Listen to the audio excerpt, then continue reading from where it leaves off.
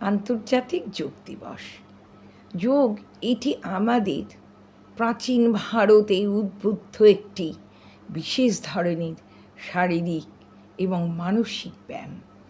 যোগের অনুশীলনের দ্বারাই আধ্যাত্মিক উন্নতি হয়। যুগ যুগ ধরে ঋষি মহাঋষিরা এই যোগের দ্বারাই আধ্যাত্মিক উন্নতির চরম শিখরে উঠেছেন।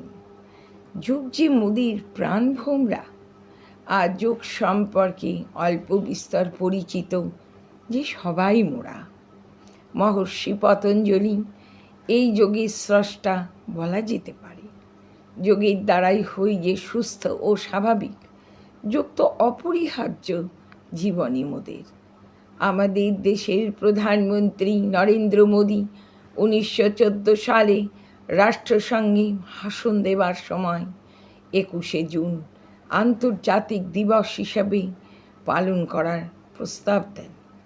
সেই বছরই রাষ্ট্রসংঘ 11ই ডিসেম্বর 21শে জুন এই দিনটিকে আন্তর্জাতিক যোগ দিবস হিসেবে ঘোষণা করে।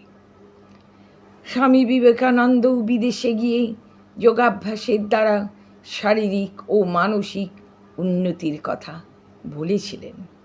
365 দিনই তো একটা না একটা দিবস। কোনো দিন মাতৃদিবস, পিতৃদিবস, ভাতৃদিবস, ফ্রেন্ডস দিবস, আবার পরিবেশ দিবসও। কত রকম দিবস তো লেগেই রয়েছে। বিশেষ সেই দিনটা পালন করছি মোরা সেই দিবসটি স্মরণ করে। 21শে জুনের যোগ দিবস স্মরণ করিয়ে দেয় যে প্রতিদিন যোগের অনুশীলন করা অপরিহার্য। শরীর স্বাস্থ্য তন মন ভালো রাখার জন্য। শুধু সেই দিনটিকে যদি আমরা যোগাভ্যাস করি তাহলে তো চলবে না। প্রতিদিনই করতে হবে নিষ্ঠা সহকারে এই যোগাভ্যাস। 1915 সালে প্রকৃতভাবে 21শে জুন আন্তর্জাতিক যোগ দিবস হিসেবে পালিত হয়। আগে 177টি দেশ যোগ দিবসে হয়েছিল সামিল। আজ ছবিটা গেছে পাল্টে। 2018 সালে দাঁড়িয়ে 1999টি দেশ যোগ দিবস পালন করেছিল। প্রত্যেক যোগ দিবসেই একটি করে থিম থাকে।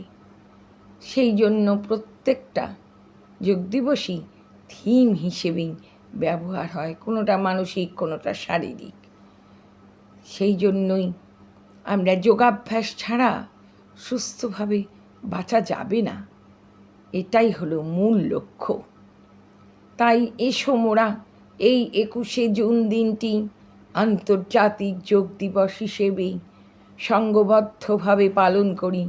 মনে রাখব, একদিন নয়, প্রতিদিনই করব মোরা যোগাভ্যাস। তাতেই যে সার্থক হবে এই যোগ দিবসের মহৎ উদ্দেশ্য। লেখনীতে সুচন্দ্রা বিশ্বাস, কণ্ঠেও সুচন্দ্রা বিশ্বাস।